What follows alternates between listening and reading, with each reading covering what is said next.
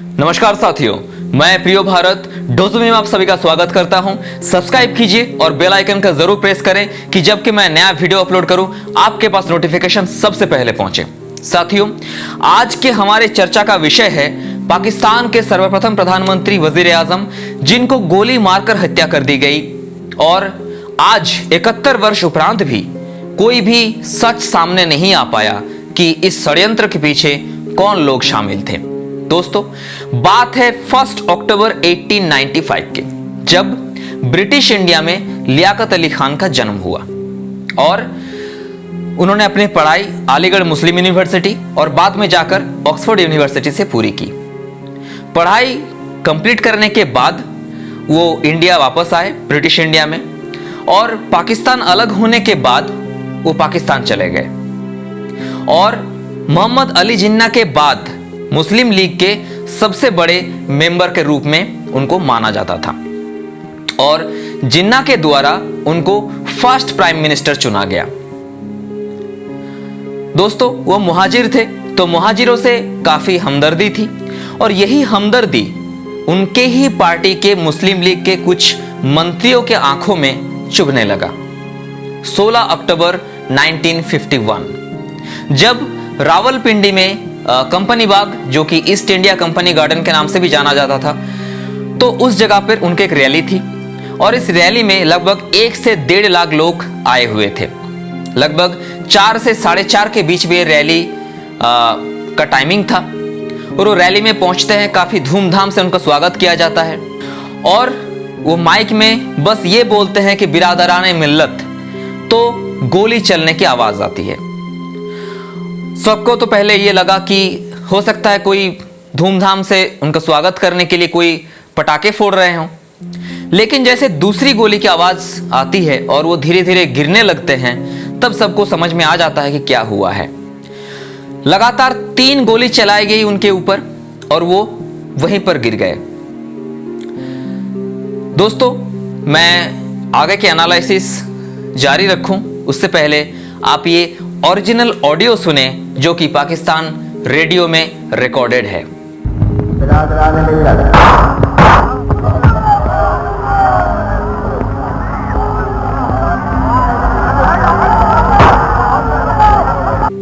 तो आपने सुना दोस्तों, लगातार उनके ऊपर 3 गोली चलाई गई थी और ये गोली चली थी उस जगह से जिस जगह को सीआईडी ऑफिशियल के लिए रिजर्व किया गया था। अभी ऐसा कैसे हो सकता है कि कोई भी एक टेररिस्ट ही कहेंगे, क्योंकि वो तो नॉर्मल कोई सिविलियन हो नहीं सकता जो प्राइम मिनिस्टर के ऊपर गोली चलाए। तो वो आदमी जो प्राइम मिनिस्टर के ऊपर गोली चलाया जिसने, वो कैसे इस जगह पर आ पहुंचा, ये एक बड़ा संदेहजनक विषय है। तो दोस्तों, 3 गोली चलाने के बाद एक सिक्योरिटी ऑफिशियल ने 4था गोली चलाई और वो जान लेने के लिए चलाई उस शख्स के ऊपर और उस शख्स का वहीं पर स्पॉट डेथ हो गया।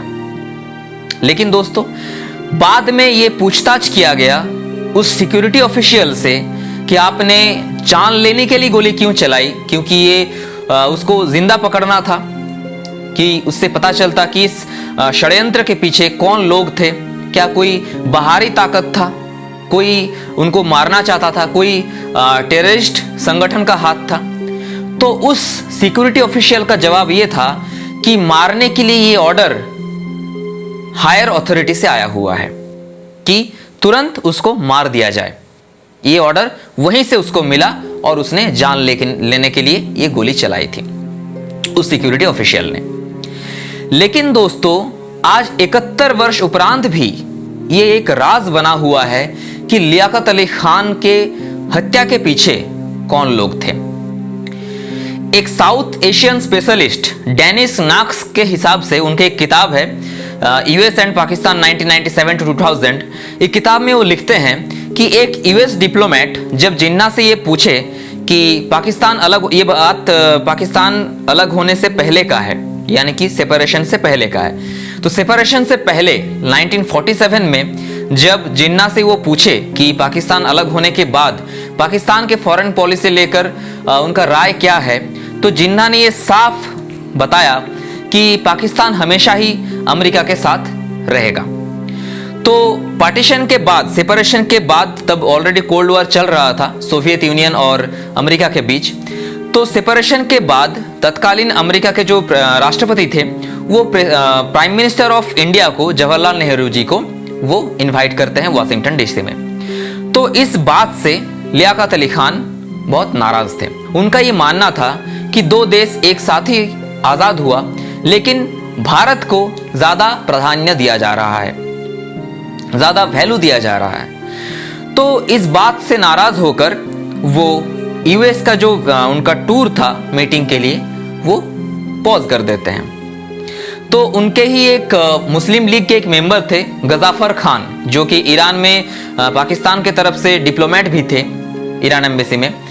तो वो इनको सलाह देते हैं कि आप सोवियत यूनियन की तरफ जाइए और सोवियत यूनियन से एक नज़दीकी बढ़ाने के लिए सोवियत यूनियन के जो तत्कालीन एम्बेसडर थे अली अलवी, उनके साथ एक नाइट डिनर का प्रबंध करते हैं गजाफर खान।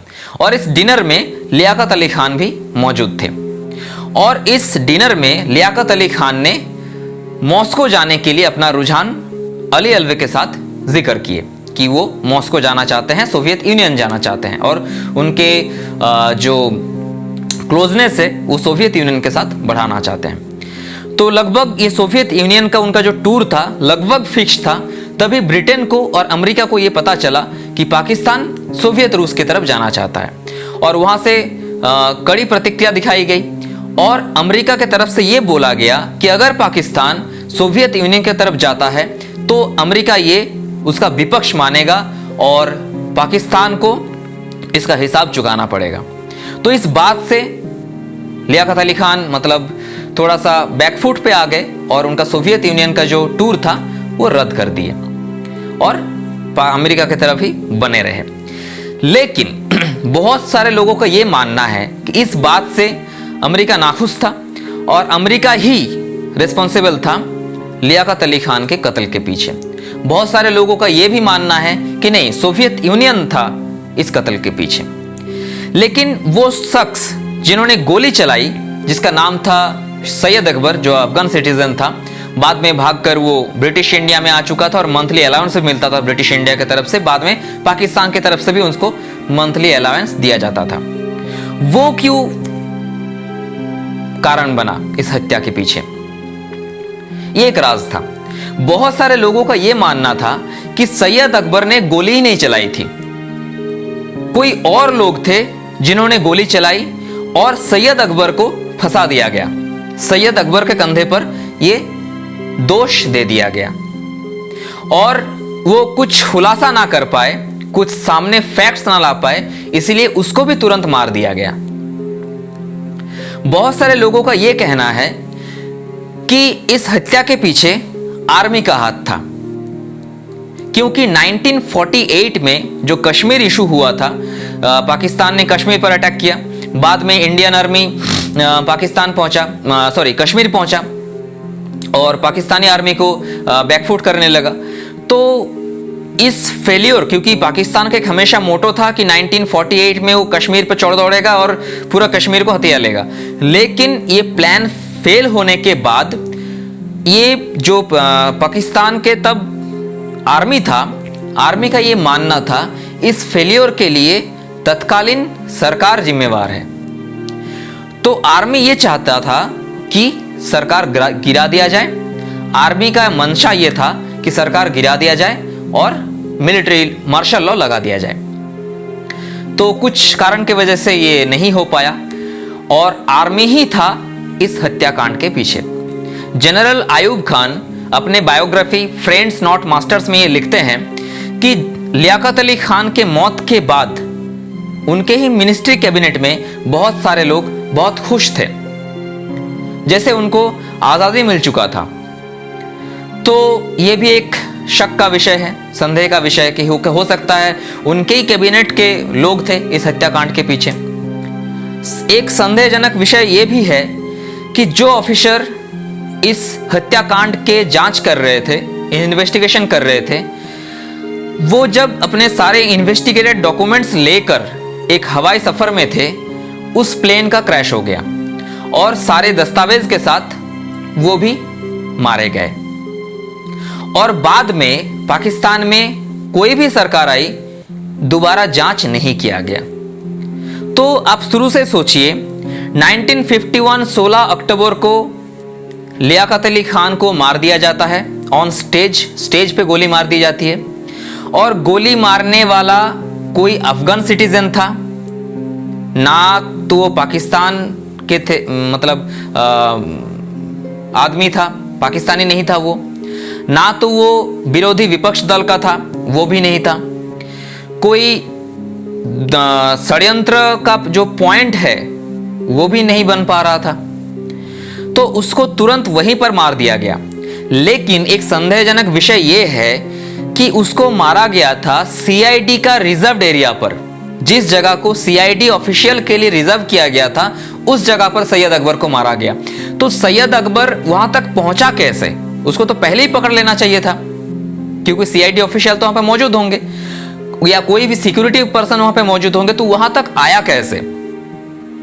एक आ गया, एक फर्स्ट रो में आ जाता है, एक टेररिस्ट हम बोलेंगे या कोई भी ऐसा आदमी जो प्राइम मिनिस्टर को मार देता है, उसके ऊपर गोली चलाता है, तो सामने फ्रंट रो पे आ जाता है सीआईडी रिजर्व एरिया पर, और किसी को कानो कान खबर नहीं होता, किसी को नजर भी नहीं आता, वो सामने आ चुका है। और जैसे ही गोली चलाई उस आदमी ने, उसके बाद उसको भी मार दिया गया। और जिस ऑफिसर ने मारा, उसका एक्सप्लेनेशन क्या रहा कि मुझको अपने हायर ऑफिसर से ये ऑर्डर मिला हुआ है कि मैं उसको मार दूं। ये भी एक संदेहजनक विषय है। दूसरा ये है कि जो ऑफिसर इसका इन्वेस्टिगेशन कर रहे थे कि इसके पीछे कौन लोग हो सकते हैं, उनका भी मृत्यु हो गया एक प्लेन क्रैश में, तो वो भी मारे जा चुके। सैयद अकबर जिसके ऊपर शक था, वो भी मारा जा चुका। जिनके ऊपर गोली चलाई गई, लियाकत अली खान, उनकी भी मृत्यु हो गई। और कभी भी, आज 71 इयर्स हो गया, उसके बाद कभी भी सीरियस तौर पे जांच नहीं किया गया। एक शक ये भी है, बहुत कोई लोगों का ये कहना है कि लियाकत अली खान से पहले मोहम्मद अली जिन्ना, जो कि पाकिस्तान के फाउंडर थे, वो संविधान बना रहे थे। और संविधान में वो चाहते थे कि पाकिस्तान एक इंडिया के तरह ही एक सेकुलर कंट्री बने। लेकिन बाद में तबीयत खराब होने की वजह से उनकी मृत्यु हो गई, और बाद में ये जिम्मेवारी लियाकत अली खान को सौंपा गया। तो वो वो जो जिन्ना का जो सोच था कि मैं भी सेकुलर रखूंगा इस कंट्री को, तो उसी सोच को आगे बढ़ाते हुए लियाकत अली खान भी कर रहे थे वैसा ही कॉन्स्टिट्यूएंसी। तो पाकिस्तान के ही बहुत सारे कट्टरपंथी दल ऐसे था, कुछ कट्टरपंथी लोग भी ऐसे थे जो ये नहीं चाहते थे कि पाकिस्तान एक सेकुलर कंट्री बने, क्योंकि पाकिस्तान की नींव ही रखा गया था एक कट्टरपंथी विचारधारा के ऊपर, एक रिलीजियन वायोलेंस के ऊपर, लाखों लोगों के कत्ल के ऊपर। और वो लोग चाहते थे कि पाकिस्तान एक इस्लामिक कंट्री ही बने, एक कट्टर देश ही बने, भारत की तरह सेकुलर ना बने। तो ये भी एक कारण हो सकता है कि सेकुलर कंट्री ना बने, तो जो सेकुलरिज्म का बात करें, जो कि एक धर्म निरपेक्षता की बात करें, उनको ही हटा दिया जाए। तो ये भी एक कारण हो सकता है।